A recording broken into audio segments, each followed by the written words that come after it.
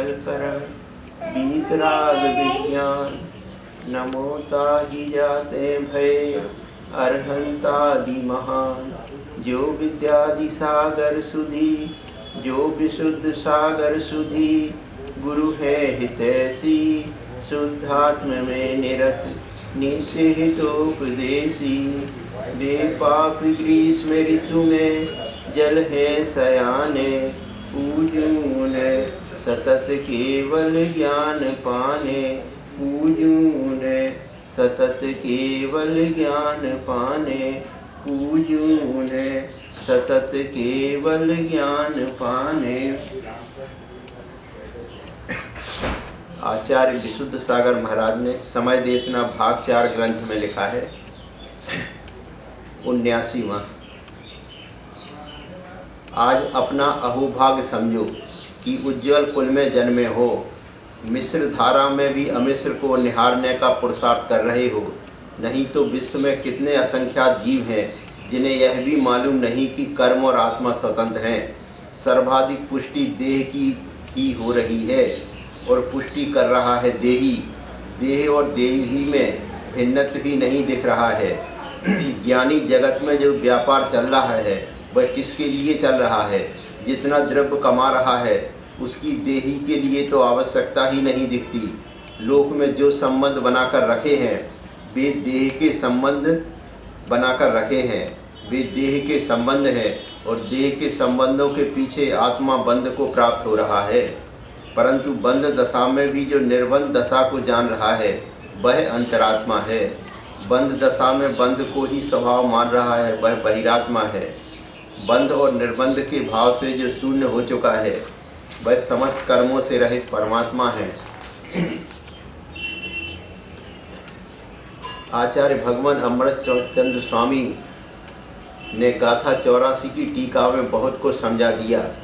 जो कुछ परिणमन चल रहा है वह पुद्गल कर्मकृत है, वह चेतनकृत नहीं है।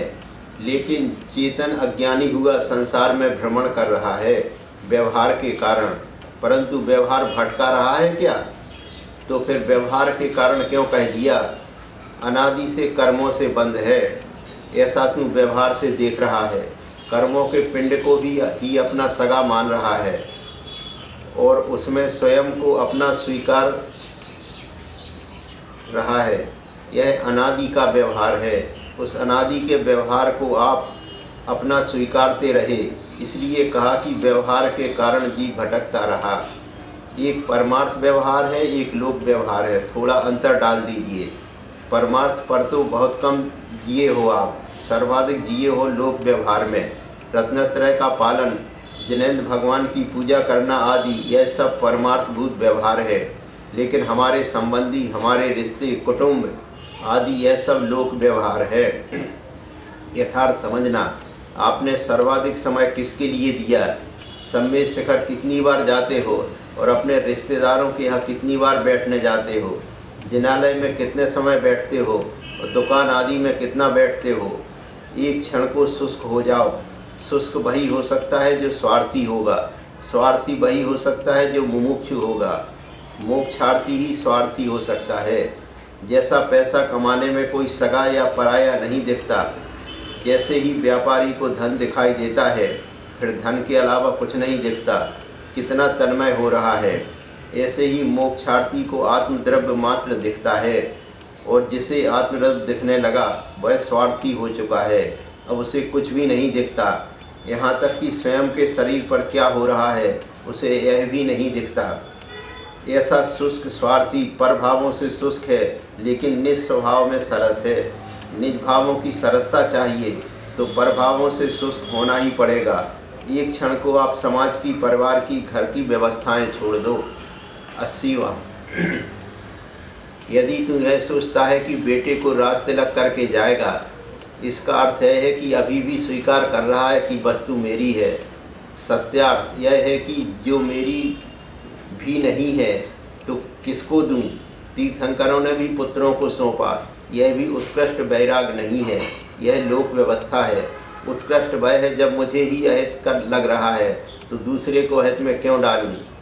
आप समय सार से सोचो। कृत कारित अनुमोदना गुणस्थान में नहीं थे परंतु गुणस्थान के लिए थे कि नहीं।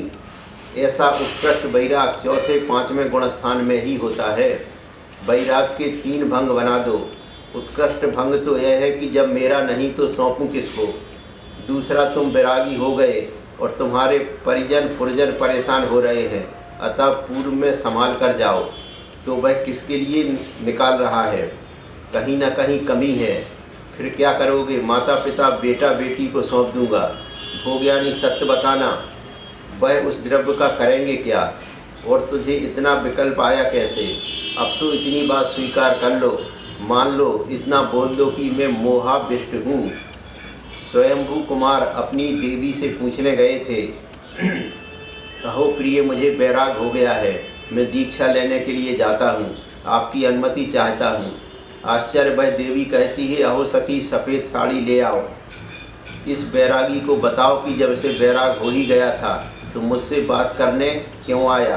पूछने की क्या आवश्यकता थी? तेरी द्रव्य स्वतंत्र है, मेरी द्रव्य स्वतंत्र है। स्वतंत्रतः कर्ता स्वतंत्र है। अभी आपको किंचित राग है और सफ़ेद साड़ी पहनकर वह आरिका बन गई। स्वयंभू कुमार देखते रह गए। ध्रुव सत्य तो यही है, जिसे वैराग हो गया है उसे पूछने की क्या आवश्यकता। परंतु यदि साधना मार्ग में विकल्प उड़े तो व्यवस्था करके ही जाना। और यदि आप इतने दृढ़ वैरागी हो तो फिर कुछ मत सोचना, क्योंकि सारा विश्व व्यवस्थित है। राज तिलक करके जाना यह भी एक राग दशा है। परंतु सत्यता यह है कि विकल्प होना ही नहीं चाहिए। दीक्षा ले ही रहे हैं तो किसको मनाना, किसको रुठाना। 81वां, समयसार की भाषा में वैराग तो अत्यंत शुष्क मार्ग है।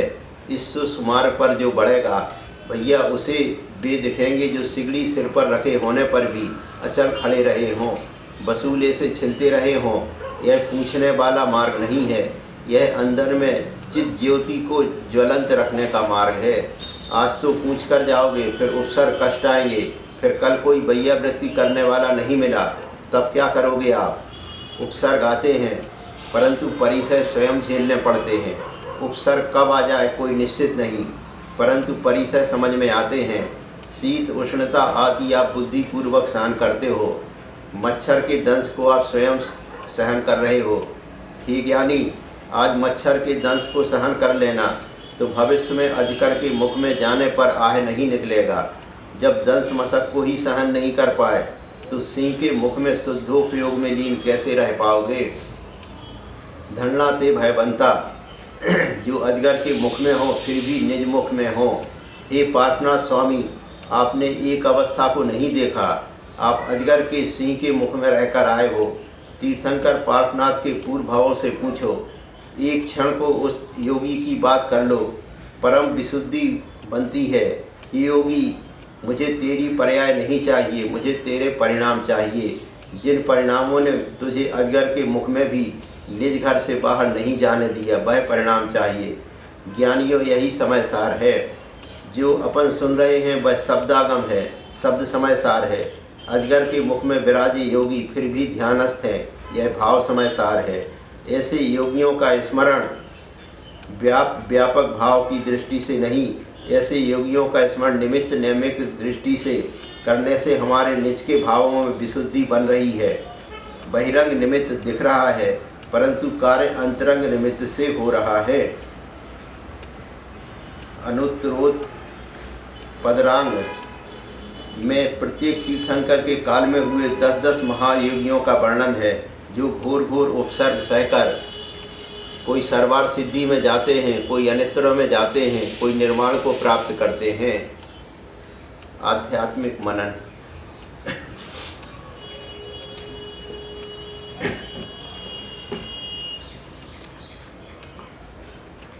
बारहवां,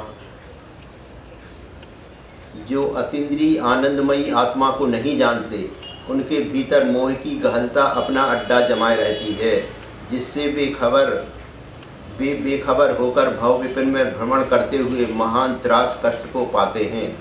बड़े दुख की बात है कि यह अज्ञानी आप ही मादक वस्तुओं का सेवन करता है और आप ही उनके असर से बावला हो जाता है। बार बार यह दशा होती है तो भी मादक वस्तु को लेने की आदत को नहीं छोड़ता। पर यदि यह एक दफ़े भी चित्त को कड़ा करके इस नशा लेने की बान को छोड़ देवे, बहुत ही जोर जुल्म करके संकट सह कर के भी इसको ग्रहण ना करे, ऐसा यदि 10-20 दफ़े भी करे तो इसकी आदत छूट जावे और तब फिर अपने स्वाभाविक चलन में चले और अपनी हानि ना करे। संसारी प्राणी भी यदि इसी तरह राग द्वेष मोह रूप गहलता में बलात्कार ना पड़े, चित्तों को जोर जुल्म से इष्ट में राग व अनिष्ट में द्वेष होने से बचावे और अपने शुद्ध ज्ञाता दृष्टा स्वभाव में एक दफ़े भी ठहरे, तो फिर इसको भले प्रकार निश्चय हो जावे कि मोह मद की गहलता से रहित जो अवस्था है वह कैसी सुंदर और रसीली है, तथा उसमें रहने से जो स्वस्थता होती है वह मादक दशा में कभी भी प्राप्त नहीं हो सकती। मैं जो कुछ चैतन्य भाव रखता हूँ उसमें जब क्रोध आदि कालिमाएँ आती हैं तब मेरी निर्मल ज्ञान चक्षु धुंधली हो जाती है, चित्त शोकित हो जाता है, आकुलता के भंवरों में मन क्षोभित हो जाता है। और जब क्रोधादि कसायों की कालिमा इतनी मंदी होती है कि वह अपनी झलक प्रकट न करे, तब इसको चित्त की समता और शांति सुखमयी स्वाद आने लगता है। इस परम आकुलतामय संसार में यदि कोई सुख का साक्षात स्वाधीन कारण है तो यह अनुभव ही है। 13वां परम आनंदमयी चैतन्य शक्तिधारी आत्मा के हाथ में अब वह कुंजी आ गई है जिसके द्वारा आत्मा के रत्नत्रय भंडार के कपाट खुलते हैं। यह मानव ही क्या, वह मानव ही क्या जिसने परमानंददायक आत्म खजाने के दर्शन ना किए और उसका लाभ ना लिया, क्योंकि जो कुछ वास्तविक आनंद है वह वहीं है, उसी में है, उसी की सत्ता में है। जो बाहर ढूंढते हैं वे नित्य क्षोभित हुए उसका लाभ नहीं कर सकते। यह कुंजी स्वासंवेदन ज्ञानमयी है, सम्यक्त धातु की बनी हुई है, ज्ञान और चारित्र की पालिश से बहुत दृढ़ चमकदार है। यद्यपि इसका नाम अचेतन की उपमा को लिए हुए है, पर यह अचेतन नहीं परम चैतन्य स्वरूप है। ज्ञाता दृष्टापन इसका लक्षण है। इस कुंजी में कोई कसाय की कलुषता या कालिमा नहीं है, शुक्ल लेस्या के रंग में रंगी हुई है। इस कुंजी का जिस समय व्यवहार किया जाता है, अर्थात जब स्वरूप समाधि भंडार इसके द्वारा खोला जाता है, तब आप वहाँ आनंद रस की वर्षा होने लगती है और यह आत्मा स्वयं ही एक ऐसे चमत्कार के सामने पहुँच जाता है जहाँ पर चारों ही ओर शांतता का नृत्य और वीतरागता की सजावट देखने में आती है। यह खोजी योगी कभी सांसारिक चिंताओं से अलग होता है। इस कुंजी के द्वारा आत्म कपाट खोल परम प्रभु परमात्मा परम ब्रह्म ज्योति स्वरूप अविनाशी कृतकृत्य परम शुद्ध निरंजन देव के दर्शन कर जो लाभ लेता है, वह जैसा अनुभव अमृत का पान करता है वह अकथनीय है, केवल स्वादने ही योग्य है। यह योगी गम्य ही है। 16वां अद्भुत गुणों को रखने वाला परमानंदमयी चैतन्य स्वरूप, तीन लोक और आलोक के राज्य का धनी परम प्रभु जो अपने ही शरीर में है, उसकी सेवा करना यद्यपि व्यवहार में दो रूप हैं परंतु निश्चय से एक रूप ही है। जो ही सेवक है सो ही सेव्य है। इस एकता में रंगा साम्य रस है। यही रस उन योगियों के भीतर निरंतर बहा करता है जो अपने दृढ़ आसन में बैठे हुए योगाभ्यास के बल से विषय कसायों के दास न होते हुए परम पूज्य सुखमयी आत्मा के पूजक होते हैं। मैं शुद्ध दर्शन ज्ञानमयी अविनाशी हूँ, यही भावना परम सुख का कारण है। निश्चय का मनन करने वाला होकर ज्ञानी और आत्मज्ञानी हो जाता है।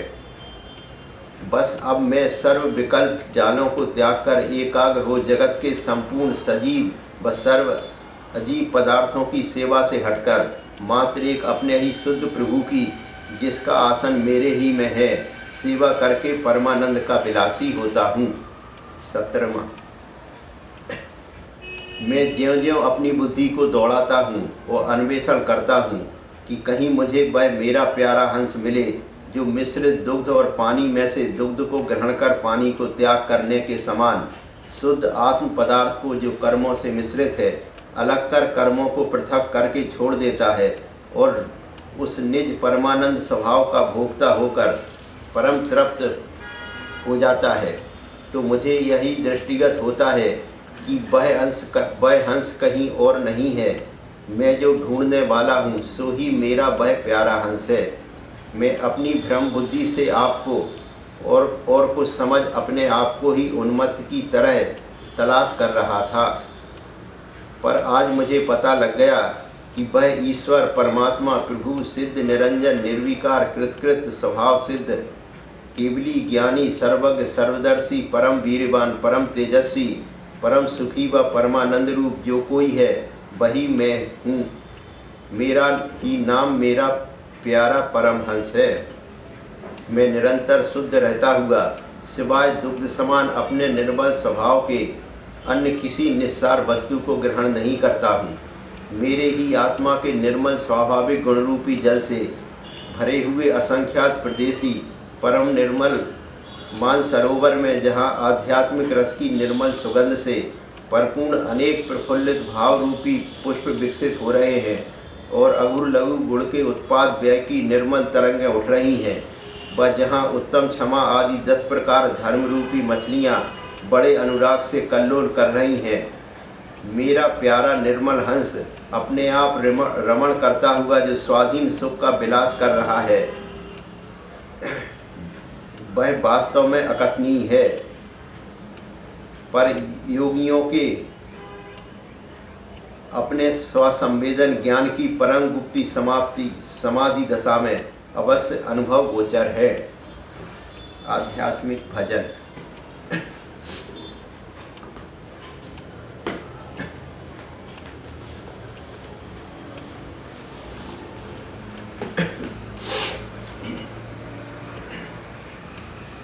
भगवान आत्मा आनंद भंडार चेतन उस पर दृष्टि कर, शांत स्वरूप को लक्ष्य में ले, हो जाएंगे सब संकट हर, हो जाएंगे सब संकट हर। भगवान आत्मा आनंद भंडार चेतन उस पर दृष्टि कर, शांत स्वरूप को लक्ष्य में ले, हो जाएंगे सब संकट हर, हो जाएंगे सब संकट हर। कर्म तुझ में नहीं राग तुझ में नहीं, ऐसा जिनवर ने बतलाया। कर्म तुझ में नहीं राग तुझ में नहीं, ऐसा जिनवर ने बतलाया। तेरे भावों से ही बंधन है, यह मुनिराजों ने फरमाया, यह मुनिराजों ने फरमाया। अपने दोषों को दूर करे तो जाए शाश्वत सुख के घर, शांत स्वरूप को लक्ष्य में ले, हो जाएंगे सब संकट हर, हो जाएंगे सब संकट हर। भगवान आत्मा आनंद भंडार चेतन उस पर दृष्टि कर, शांत स्वरूप को लक्ष्य में ले, हो जाएंगे सब संकट हर। तू वस्तु स्वरूप को भूला था, पर भावों में धर्म माना था। तू वस्तु स्वरूप को भूला था, पर भावों में धर्म माना था। चेतन तो पर का ज्ञाता है, यह ज्ञान स्वभाव न जाना था, यह ज्ञान स्वभाव न जाना था। पर का अकर्ता यद्यपि ज्ञाता, ऐसी सम्यक श्रद्धा कर, शांत स्वरूप को लक्ष्य में ले, हो जाएंगे सब संकट हर। भगवान आत्मा आनंद भंडार चेतन उस पर दृष्टि कर, शांत स्वरूप को लक्ष्य में ले, हो जाएंगे सब संकट हम।